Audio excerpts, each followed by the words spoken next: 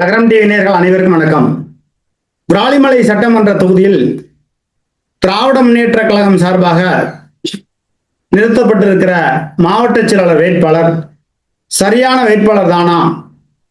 இல்லை இல்லை, தென்னலூர் பழனியப்பனுக்கு அந்த வாய்ப்பினை கொடுத்திருக்க வேண்டும் என்ற ஒரு பரபரப்பான செய்தி இலுப்பூர் முழுக்க பேசப்படுகிறது. கீரனூர் பகுதியில் என்ன பேசப்படுதுன்னா, கீரனூர்ல லட்சுமணம்பட்டி, பகண்டாம்பட்டி, இந்த பக்கம் மாத்தூர், இந்த ஏரியாவெல்லாம் இல்லைங்க, செல்லப்பாண்டியனை நிறுத்தினது சரிதான். அவர் ஒரு வானளாவிய அதிகாரம் படைத்த மாவட்ட செயல பதவியில் இருக்காரு, அதனால நிச்சயமா விஜயபாஸ்கரை வீழ்த்துவாரு, அதற்கான வாய்ப்பு இருக்கு அப்படின்னு சொல்றாங்க.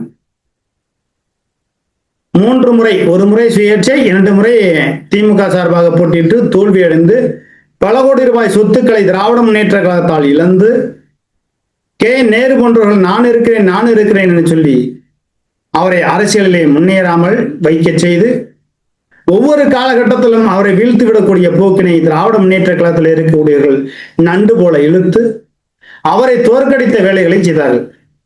அதே நபர்கள் செல்லப்பாண்டியன் அவர்களுக்கும் செய்ய மாட்டார்கள் என்பதில் என்ன நிச்சயம் இருக்கிறது? என்ன உறுதி கூற முடியும் அப்படிங்கிற ஒரு கேள்வி இருக்கு. விராலிமலை சட்டமன்ற தொகுதியில் விஜயபாஸ்கரை வீழ்த்தவே முடியாதா? மாற்றம் ஒன்றே மாறாதது என்பதுதான் வாழ்வியல் தத்துவம். அந்த வாழ்வியல் தத்துவத்துக்கு மாறாக ஒண்ணுமே இந்த உலகத்துல நடக்க போறதில்லை. புரட்சியாளர்கள் சொன்ன வார்த்தைகள் படிதான் இந்த உலகத்துல எல்லாமே நடக்குது. வானம் தலைகெழுதாக மாறவில்லை, ஆனால் தலைகெழுதா எல்லா சம்பவம் நடக்குது. மனிதன் தலைகெழுதா நடக்கல, ஆனால் ஒவ்வொரு சம்பவமும் அப்படி தலைகெழுதா நம்ம கேள்விப்படுகிறோம். இந்த விராலிமலை சட்டமன்ற தொகுதியில் செல்லப்பாண்டியன் அவர்கள் விஜயபாஸ்கரை வீழ்த்த முடியுமா? இதுல வீரமுத்திரையர் சங்கம், தேசிய பாட்டாளி கட்சியினுடைய தலைவர் கருப்பையா அவர்கள் அம்மையார் சசிகலா தரப்பு மூலமா தென்னந்தோப்பு சின்னத்துல களத்துல இறங்குறார். அப்போ அவர் குறைஞ்சபட்சம் ஒரு 40,000 ஓட்டுகளை பிரிக்கக்கூடிய ஒரு நிலை வருகிற பொழுது விஜயபாஸ்கர் தோல்வியடைவதற்கான வாய்ப்புகள் இருக்கு. திராவிட முன்னேற்ற கழகத்தால் தனிப்பட்ட முறையில் விஜயபாஸ்கரை வீழ்த்த முடியுமா? வாய்ப்பு இல்லை. ஏன்னா அந்த அளவுக்கு பணபலத்தால் அந்த மாவட்டம் விராலிமலை தொகுதி சட்டமன்றம் முழுவதுமாக பல்வேறு நல்ல பணிகளை செஞ்சிருக்கார். அவர் மேல 1000 விமர்சனம் நம்மளும் வச்சிருக்கோம், மாற்றுக்கிறது இல்லை. வருவாய் கோட்டாட்சியர் அலுவலகம் கீரனூர்ல இருக்க வேண்டியது இலுப்பூர் கொண்டு வந்துட்டார். நீதிமன்றம் கீரனூர்ல இருக்க வேண்டியது இலுப்பூர் கொண்டு வந்துட்டார். வட்டார போக்குவரத்து அலுவலகம் கீரனூர்ல இருக்க வேண்டியது இலுப்பூர் கொண்டு வந்துட்டார். அப்ப கீரனூர்ல இதுக்கு முன்னாடி அரசியல் செய்த எதிர்கட்சி வரிசையில் இருந்த செல்லப்பாண்டியன் என்ன செய்து கொண்டிருந்தார்கள்? ஆளுங்கட்சியாக இருந்த போது என்ன செய்து கொண்டிருந்தார்கள்? அப்ப இவர்கள் எல்லாம் விராலிமலை சட்டமன்ற உறுப்பினரும் முன்னாள் சுகாதாரத்துறை அமைச்சருமான விஜயபாஸ்கர் அவர்கள் செய்கிற அத்தனை விராலிமலை சட்டமன்ற தொகுதி மட்டும் முன்னேற வேண்டும் என்ற தோரணையில் செயல்பட்ட செயல் வடிவத்திற்கு எதிர்ப்பு தெரிவிக்காமல் அவரிடத்திலே 10 ஆண்டு காலமாக திராவிட முன்னேற்ற கழகத்தினர் பல பேர் பலனடைந்து யார் யார் பணம் வாங்கினாங்க எல்லா விவரமும் தெரியும்.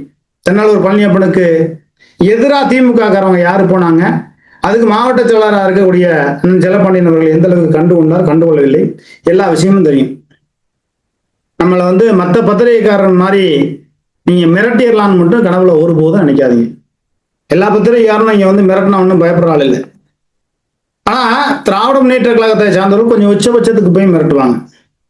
அதனாலதான் திமுக ஆட்சி 200 தொகுதி பெற்று ஆளுமையாக வந்துவிடக்கூடாது, தொங்கு நிலையில வரணும்னு நம்ம சொல்றோம்.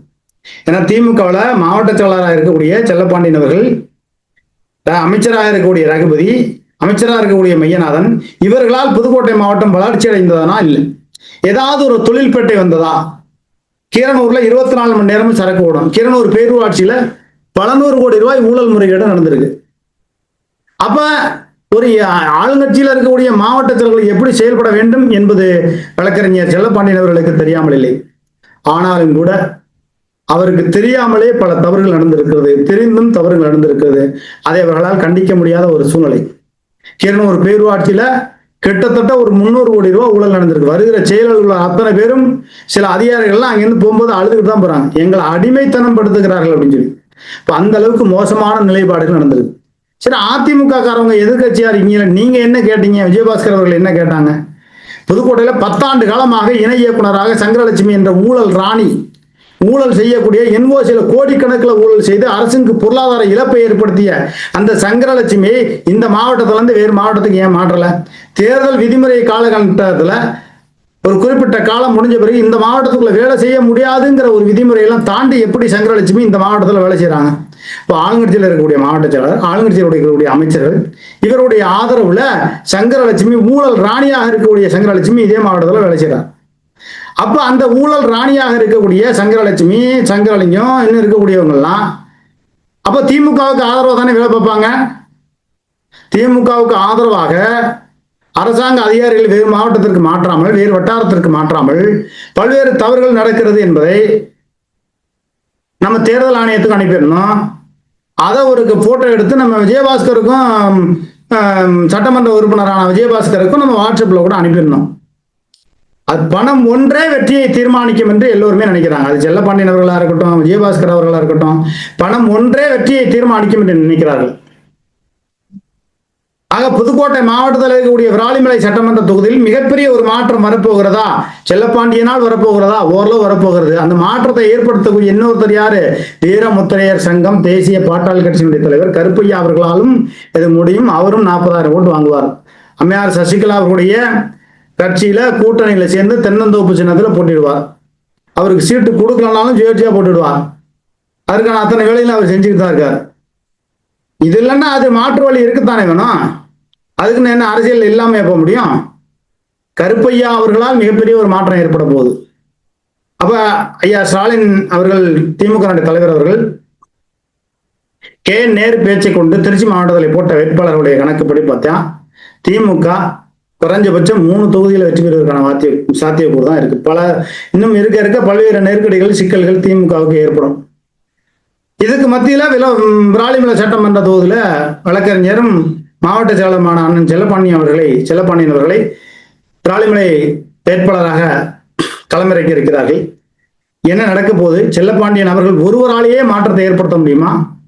வீரமுத்திரையர் சங்கம் தேசிய பாட்டாளி கட்சியினுடைய தலைவர் கருப்பையா அவர்களும் அவரு பங்குக்கு ஒரு 40,000 ஓட்டை பிரிச்சு, இல்ல அவர் ஜெயிக்கணுங்கிற முயற்சியில் ஈடுபட்டு, அவர் ஜெயிக்கணும்னு நினைப்பார்ல, ஓட்டை பிரிக்கிறதுக்கு மட்டுமே தேர்தல் நிற்பாங்க. நம்மளும் ஜெயிக்கணும், சட்டசபைக்குள்ள போகணும், சும்மா தலைமைச் செயலகத்துக்கு ஏதாவது ஒரு வேலையா போயிட்டு வரும்போது இந்த கோட்டைக்குள்ள ஒரு நாள் போகணும்னு ஆசை வரத்தானே செய்யும். அமைதி படத்துல சத்யராஜ் சொல்வது போல. அதனால கோட்டைக்கு செல்வதற்கு எல்லோரும் தயாராக இருக்கிறார்கள். விராலிமலை சட்டமன்ற தொகுதியிலிருந்து யார் கோட்டைக்கு போகிறார்கள் என்பதை பொறுத்து வந்து பார்ப்போம். இன்னும் விராலிமலை சட்டமன்ற தொகுதியில என்னென்ன நடக்க போகுது, என்னென்ன விபரீதங்கள் நடக்க போகுது, எப்படிலாம் பணம் புரள போகுது, எப்படிலாம் பரிசு பொருட்கள் வர போகுது, எப்படிலாம் கண்ணீர் வடிக்க போகிறார்கள் அப்படிங்கிற பல்வேறு கருத்துக்களை எல்லாம் அச்சமின்றி சமரசமின்றி நம்ம செய்தி வெளியிட தயாரா இருக்கோம்.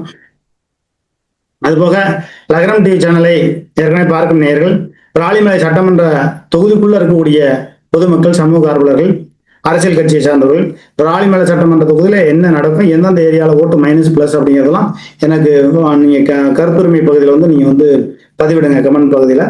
அதே நேரத்தில் என்னுடைய கைபேசி எண்ணும் வரும் ஸ்கிரீன்ல, அதை நீங்க தொடர்பு கொண்டு கூட, ஆனா இங்க இந்த ஏரியாவில் விஜயபாஸ்கருக்கு ஓட்டு விழுவும்னே விழுவாங்கனே, இந்த ஏரியாவில் செல்லப்பாண்டியனுக்கு ஓட்டு விழுவும்னே விழுவாங்கனே, ஆனா இந்த ஏரியாவில் செல்லப்பாண்டியன் வந்து கருப்பையா வீரமுத்திரையர் சங்கம் வந்து ஓட்டை பிரிச்சுருவாருனே, ஒருவேளை அவர் ஜெயிச்சாலும் ஜெயிக்கலாம்னே, இப்படியான கருத்து எது இருந்தாலும் எனக்கு தொடர்பு கொண்டு சொல்லலாம். ரகசியம் பாதுகாக்கப்படும். இல்லை நேரில் பேட்டி கொடுக்கறதுனாலும் பேட்டி கொடுக்கலாம், இல்லை நீங்க ஜூம்ல பேட்டி கொடுக்கறதுனாலும் பேட்டி கொடுக்கலாம். அதேபோல லகரம் டிவி சேனலை பார்க்கக்கூடிய புதிய நபர்கள் லகரம் டிவி சேனலை சப்ஸ்கிரைப் செய்து பெல் பட்டன் நிறுத்தி ஆல் பெல் பட்டன் நிறுத்தி ஆக்கமும் ஊக்கமும் வருகிற மே மாதம் வந்தால் லகரம் டிவி சேனல் 4ஆம் ஆண்டை அடியெடுத்து வைக்கிறது. 3 ஆண்டுகள் முடிந்து லகரம் டிவி சேனலுக்கு உங்களுடைய ஆக்கமும் ஊக்கமும் எங்களுக்கு அதிக அளவுக்கு தேவைப்படுவது.